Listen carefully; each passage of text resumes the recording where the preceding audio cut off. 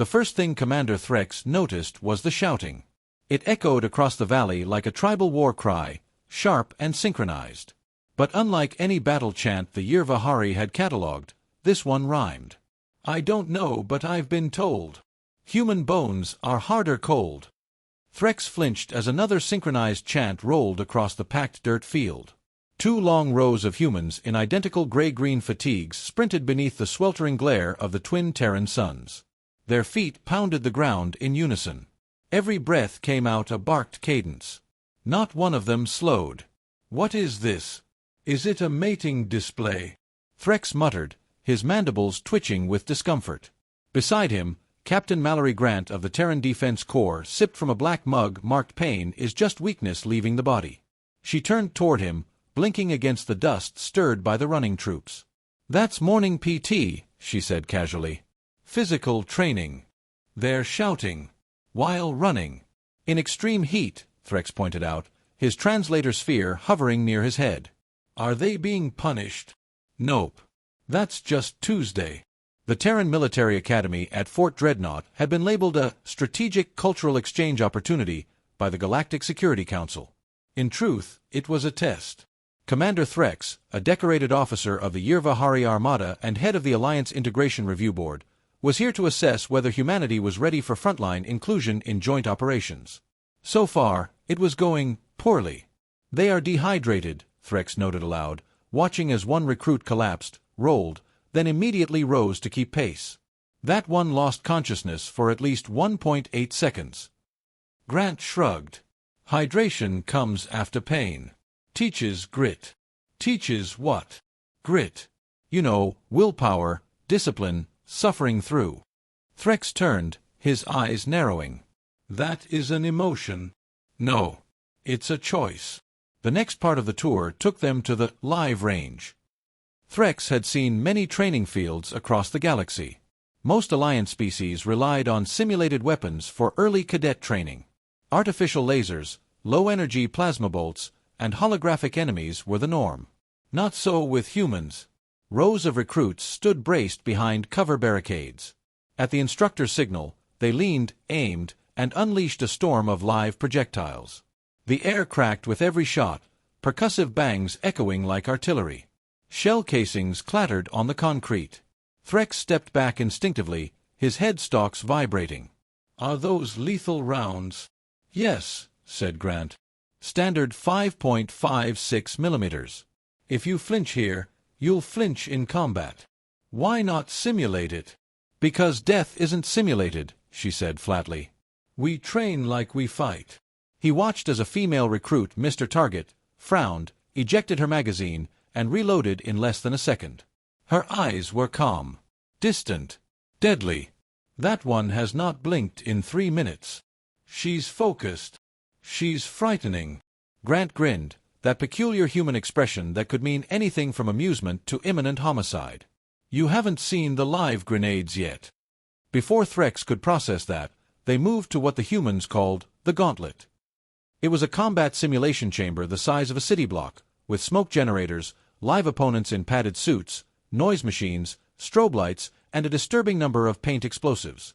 A recruit team entered through a hatch. Sirens blared. Lights went red. The room erupted into chaos. I don't understand the objective, Threx said, struggling to track the swirling action as simulated enemies poured in from concealed compartments. There isn't one, Grant said. At least not a single one. Could be hostage rescue. Could be hold the line. Could be survive. Threx twitched. That is the objective. Survive. That's always the objective. The recruits ducked, rolled, and responded with brutal efficiency. One took a round of paint to the face, went down, and was dragged into cover by her teammate without hesitation. Smoke rolled in. Then screaming. Then simulated gas. You're poisoning them now? Threx asked, recoiling from the cloud seeping through the cracks in the glass observation wall. It's just capsicum mist, Grant said. Hotter than your tongue can comprehend, but temporary. Builds tolerance. Threx stared at her. Tolerance to pain? Tolerance to losing control, she replied. One of the human recruits inside had ripped off his mask and vomited, but he kept crawling forward, weapon in hand, paint smeared across his fatigues like blood. Commander Threx considered requesting immediate evacuation. The tour moved on. The mental resilience ward was perhaps the most baffling. Here, the cadets sat in isolated rooms, hooked to machines that simulated psychological trauma. Threx saw one monitor where a cadet was forced to make a choice: save a unit or save a civilian family. The decision timer blinked down rapidly. In another, a cadet watched helplessly as a simulated teammate bled out, screaming for help, with the mission still incomplete. "They do this willingly?" Threx asked, aghast. "They do it because we asked them to." "And you want soldiers to experience failure?" "We want them to carry it. And keep walking." Threx didn't reply. It was only midday. Next was the Weapons Improvisation Lab. A young recruit held up a toaster, a car battery, and what appeared to be chewing gum.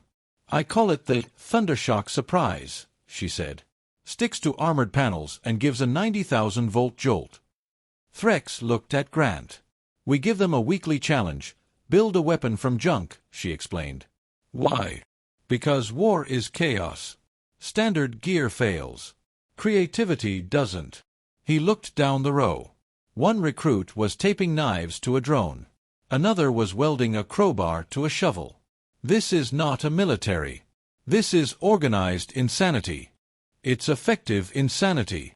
They broke for lunch in the mess hall, where the cadets devoured plates of high-protein slop, powdered eggs, and something brown-labeled meat, sorta. Threx sipped his nutrient broth and watched as two recruits arm-wrestled while another performed push-ups with her feet on the bench. "No music," Threx noted. "No recreation. Discipline first," said Grant. "Joy comes after. I have seen prisons with more color." She just shrugged. In the final part of the day, the commander was taken to a quiet hallway with no windows. The walls were lined with framed photos. Some were decorated in gold. Others had black ribbons across the top. "Graduates who never made it home," Grant said, her voice lower now. "Every one of them went through this academy." Threx stared at the faces. So many of them young. Smiling. "And they kept coming," he said. "Even more now," she said. "Some follow their brothers. Some want to protect home. Some just want to prove they're enough." Threx didn't speak for a long time. When they reached the shuttle, the sun was beginning to dip, casting long shadows across the academy grounds. Recruits were still running laps. Others were carrying logs. One was vomiting in the grass but still jogging in place. Before boarding, Threx turned back one last time. "These creatures," he said, "they break themselves, then rebuild stronger." "Yeah," said Grant. "That's the point." "Why?" "Because someday, someone's going to need them to hold the line. And they will." He hesitated. "This world is more terrifying than we ever imagined." "Tell the Alliance what you saw," Grant said. "Tell them the truth." He nodded slowly and stepped into the shuttle. High above the planet, staring down at the blue marble of Earth, Commander Threx began drafting his preliminary report. Subject: Terran Military Academy. Recommendation: proceed with extreme caution. Do not mistake humanity's youth for softness. Their methods are violent, their rituals arcane, their logic deeply alien. And yet, they endure. Worse, they choose to. End file. He stared out the viewport as the atmosphere began to fade behind them. A last echo drifted into his ears through the shuttle comms.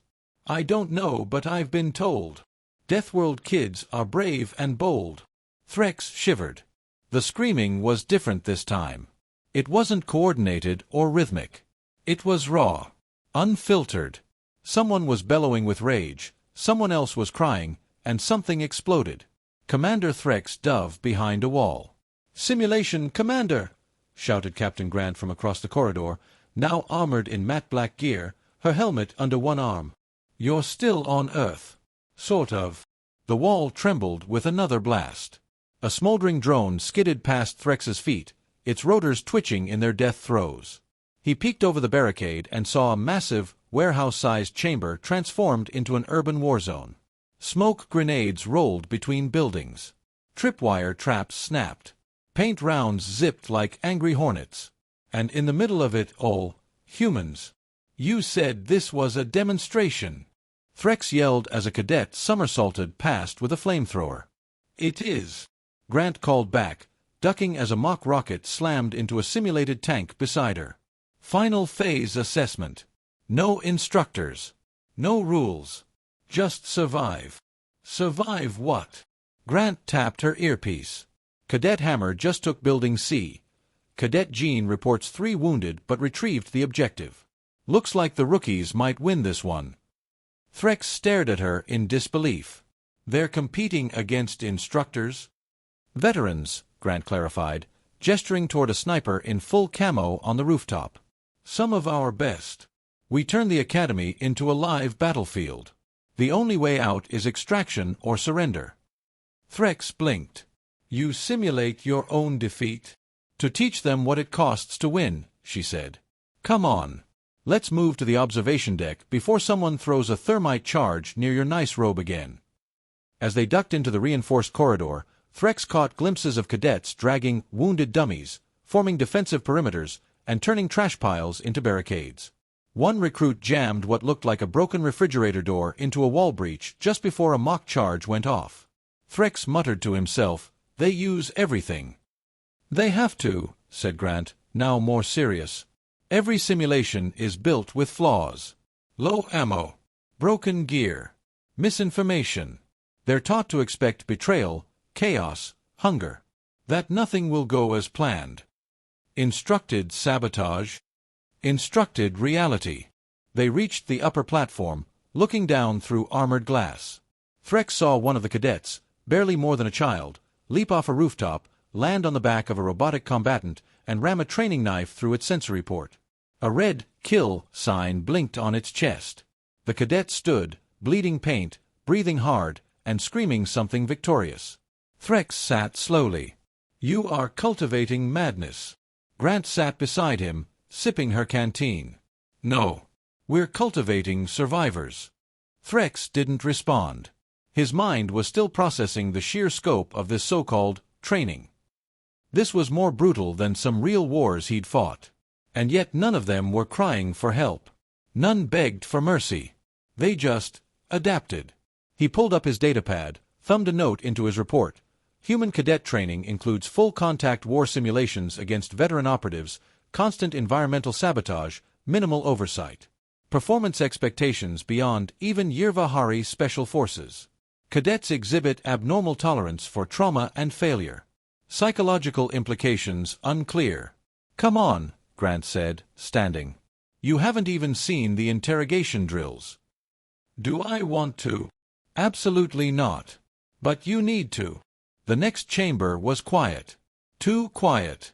A single spotlight shone on a table. 2 cadets faced each other, one playing the prisoner, the other the interrogator. 3 instructors watched through glass. "No yelling," Grant explained. "Just psychology, body language, empathy, power dynamics. One is trained to break the other. The other is trained to resist." Threx frowned. "Torture." "Understanding," she replied. "They need to be ready to face it. Or use it. The war front won't wait for them to get comfortable." He stared as the interrogator leaned in, said something too soft to hear. The prisoner broke. Tears. Collapse. Simulated trauma. "Real impact," Grant said. "After this, both are debriefed by counselors. One learns how to protect their mind. The other learns how to read them." "This is monstrous," Threx whispered. "No. This is necessary." He turned. "How many break?" "Enough. But fewer every year." They moved on. The next hallway had blast doors at each end. "What is this?" "Hallway 13B. We call it the Hypolab. They simulate extreme conditions here, poison gas leaks, deep cold, high-G environments. Last week we simulated a depressurization at 22,000 feet while the cadets were trying to repair a satellite panel." "That's not training. That's engineering." "Exactly."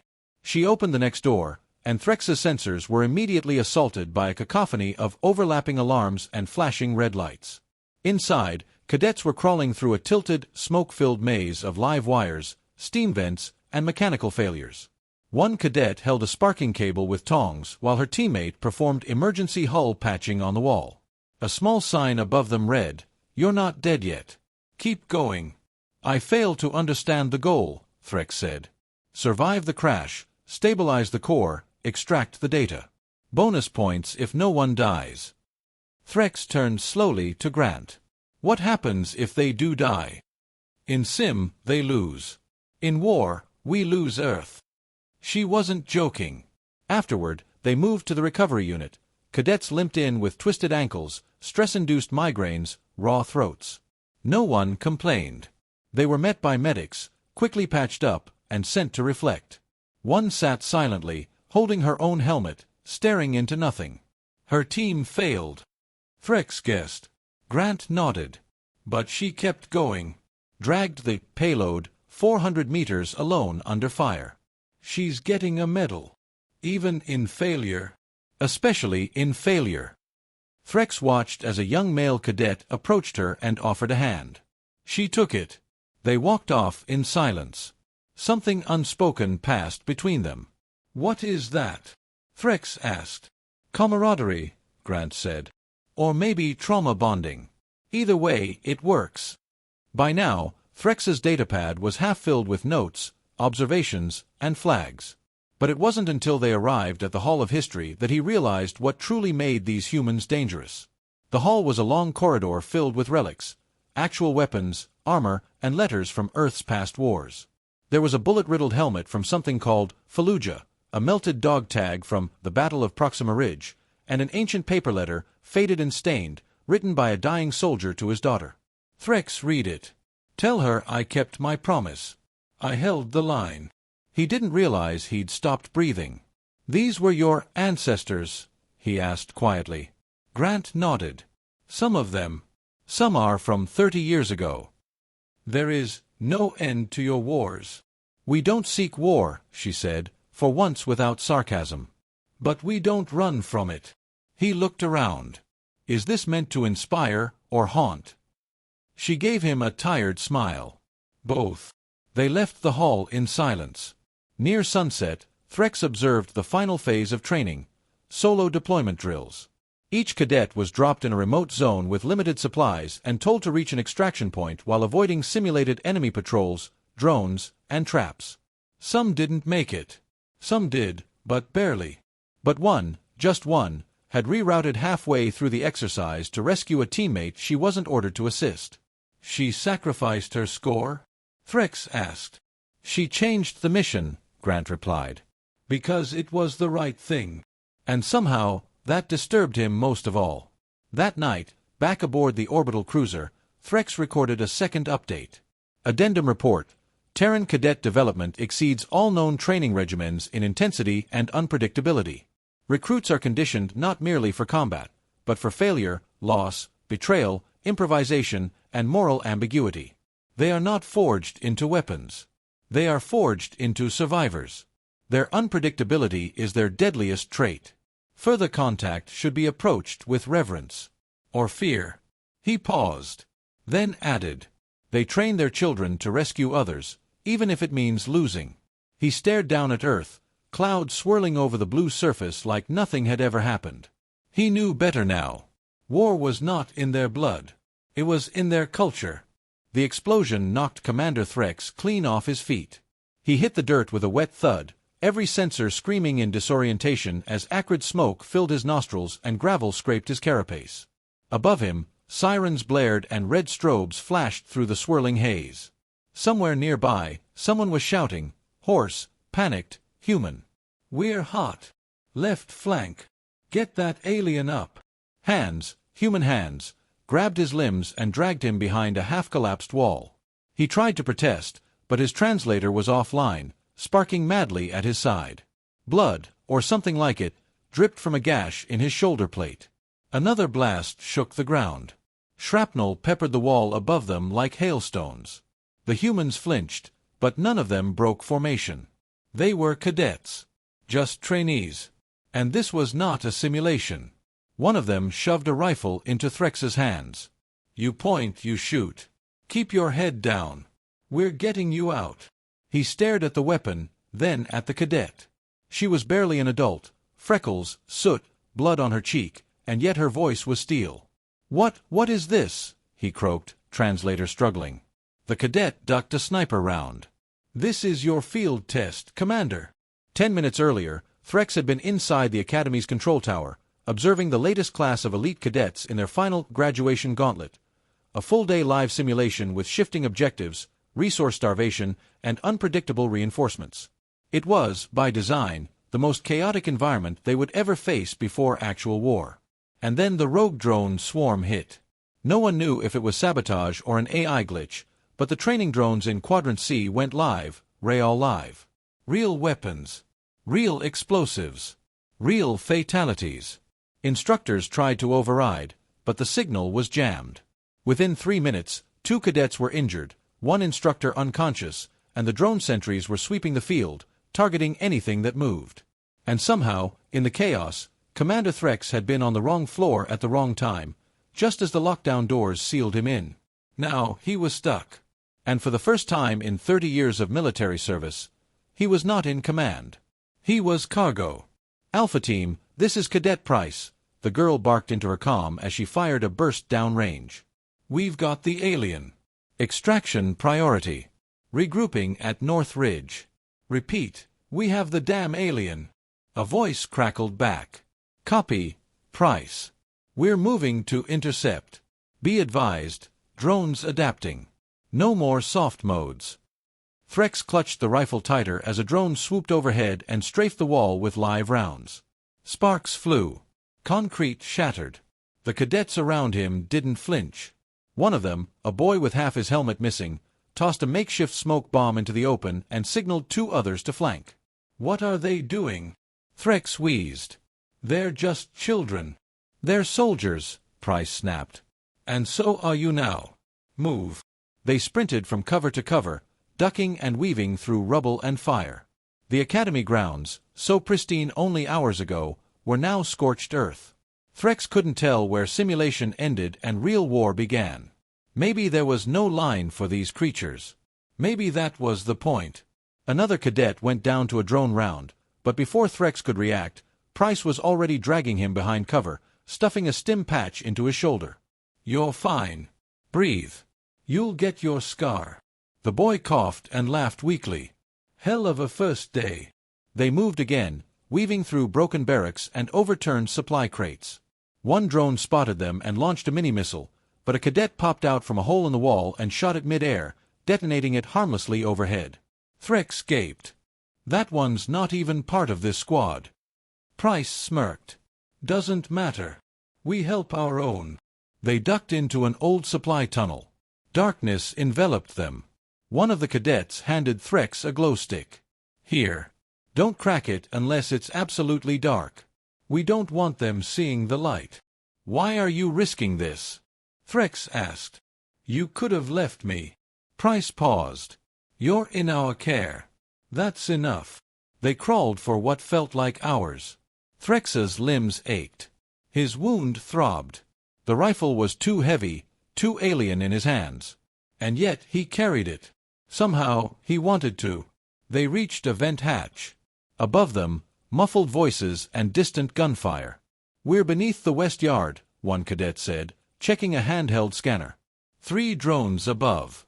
No friendlies in line of sight. Price looked to Threx. "You ever fight before, Commander?"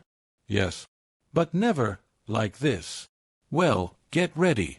It's about to get worse." They burst from the tunnel like wasps from a nest. Price and her squad immediately laid down suppressing fire. Threx stumbled after them, firing blindly. His shots missed everything. He dove behind a shipping crate and found himself face to face with a drone that had flanked them. It raised its weapon. Too fast. Then someone tackled it from behind, another cadet, small, limping, bloodied. He jammed a combat knife into its central processor and rode it to the ground. The boy grinned. "Told you I'd make the kill board today." He collapsed. Threx dropped to his knees beside him. The cadet was alive, barely. Pulse erratic. But breathing. Another explosion rocked the field. One of the cadets shouted, "Price! Gunship inbound! We need to move now." Threx looked around. There was no cover, no route. The extraction beacon was only a few meters away, but between them and it was open ground, exposed, lethal. Price looked at her squad. 3 standing. 2 wounded. 1 alien VIP. She stood up. "I'll draw fire. You run him out." "No!" someone shouted. "That's an order." Before anyone could stop her, she screamed a battle cry, broke cover, and charged into the open, firing wildly and drawing the gunship's full attention. The drones pivoted instantly. And the rest ran. Threx didn't remember his legs moving. He just ran, rifle forgotten, half-dragging a wounded cadet and pushing another ahead. The gunship screamed overhead, bullets tearing through dirt and air. Price took a hit and went down, but not before hurling a flash grenade that bought them 2 seconds. 2 seconds was enough. They crossed the beacon line. Extraction triggered. Everything stopped. A dull, metallic chime rang through the simulation zone. The gunship froze mid-air. Drones powered down. Fire flickered out. The illusion dissolved. Threx collapsed. Medical bots rushed in. Instructors poured from hidden bunkers. Medics lifted cadets onto stretchers, patched wounds, and administered trauma kits. It was over. Price, still on the ground, gave a thumbs up as they wheeled her away. "Alien safe," she said. "Mission complete." The words hit harder than any explosion. Hours later, in the Academy's infirmary, Threx sat beside Price's bed. Her arm was in a sling. Her face was bruised. But she smiled. "You made it," she said. "I was cargo," Threx muttered. "No. You made choices. You saved Jean. You fired.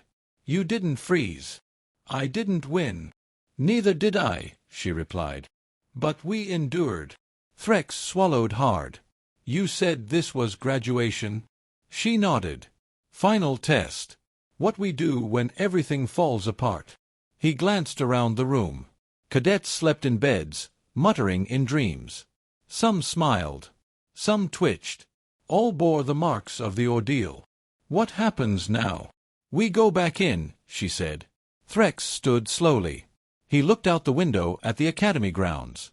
Fire-scarred, bullet-ridden, smoking, and ready for more. He left her with a final word. "Madness." She just grinned. "That's what everyone says, until they need us." Threx returned to his ship in silence. This time, he didn't draft a report.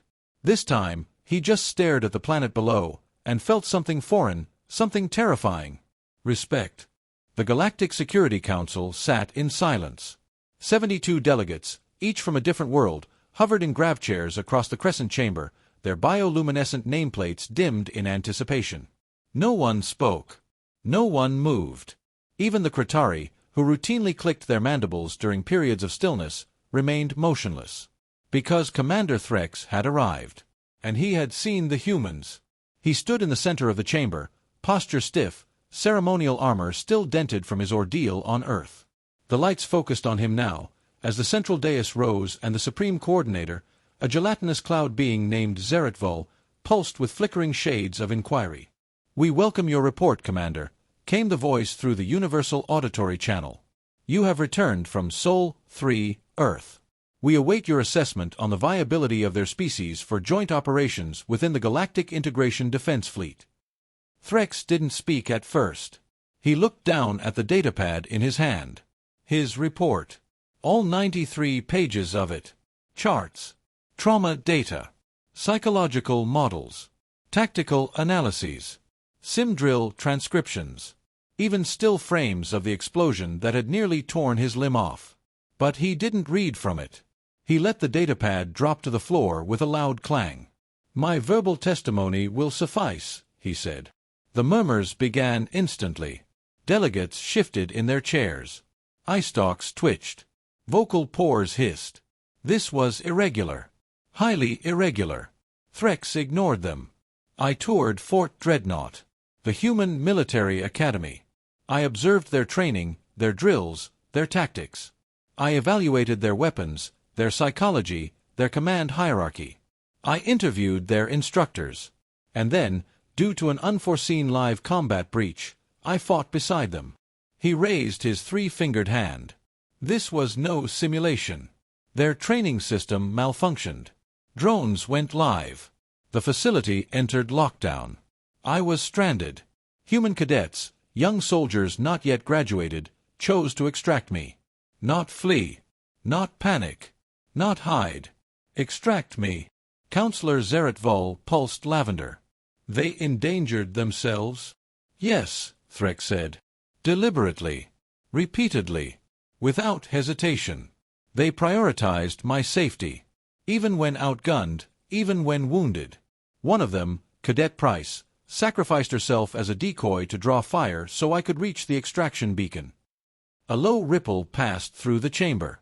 Delegate Troskan of the Vanothi High Circle leaned forward. You mean to say, they placed your survival above their own victory condition? Threx nodded. No one ordered them to. No one threatened them. They simply chose it. But why?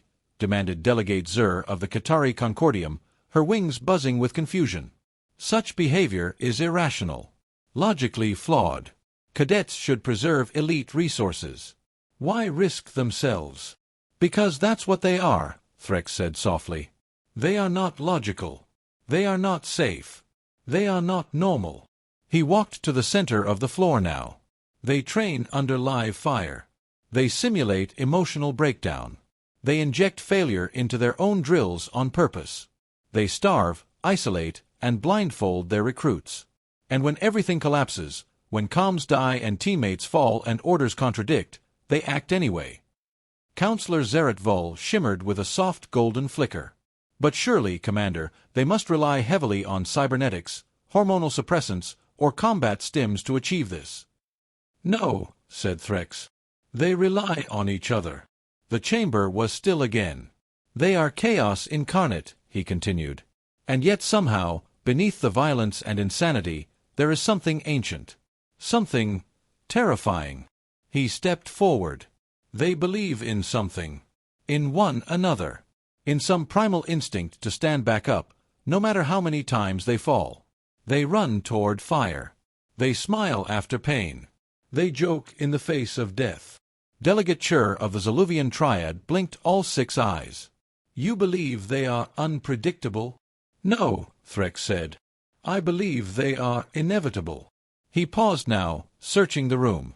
Not for support, but to ensure they heard every syllable of what came next. The humans do not create soldiers. They create resistance. They manufacture failure and embed it into their core. And yet every time you think they've reached their limit, every time you believe they must break, they don't. They adapt. They bleed. And then they get louder. Zeretvol dimmed to gray. Are you suggesting we withdraw our integration plans? Threx considered it. No, he said. I suggest we stop treating them like a junior species. Stop underestimating them. Stop believing they're children with guns. They are veterans of extinction-level pressures. Their entire history is one long rejection of annihilation. He stepped back now. And if we are to fight beside them, we must prepare ourselves for what that means. For what they are. And what are they, Commander? Someone asked. Threx turned to face the council once more. They are not warriors. They are not heroes. They are not even survivors. He let the silence draw tight. They are the storm that keeps standing. The chamber erupted. Some delegates burst into debate. Others hissed in disagreement. A few shouted for delays, for psychological evaluations, for sanctions. One even accused Threx of embellishment. But amidst the chaos, a handful sat still, deep in thought. Calculating. Rethinking everything. Because Threx hadn't brought them a military assessment. He'd brought them a warning. Outside the council chamber, hours later, Threx stood by the embassy docks, preparing to return to his command vessel. As he boarded the ramp, a voice called from behind him. It was Ambassador Mallory Grant, in full dress uniform, with a fresh scar on her cheek. You left out the part where Cadet Price got promoted, she said, walking up. I left out a great many things, Threx replied. The galaxy wasn't ready to hear them. She smiled. This time, it didn't look threatening. Just tired. You know, she said, most people expect us to act like monsters. They see the training, the brutality, the weapons, and they think that's what we are. Threx studied her. You are far worse than monsters. Thanks. You are hopeful, and I fear hope more than I fear any gun. She gave a small nod. Good. He paused, then extended a hand. A Yirvahari gesture of deep respect. She took it. What now? She asked. I train my officers, Threx said. I teach them how to fight alongside humans. How not to flinch when you sing during battle. How not to collapse when your children drag them from burning wreckage. How not to fail beside you. Then you'll be fine, she said. Failure's part of the process. As the shuttle lifted, Threx looked out at the stars. In the distance, Earth turned silently in the void. Unassuming. Fragile. Wrong. Earth was no longer just a world. It was a forge. And what it was shaping, the galaxy was not ready for. His final log entry would be short. Just a single line. If war comes again, put the humans on the front line. And if peace fails, pray they're on your side. Because the storm had joined the fleet. And it was smiling.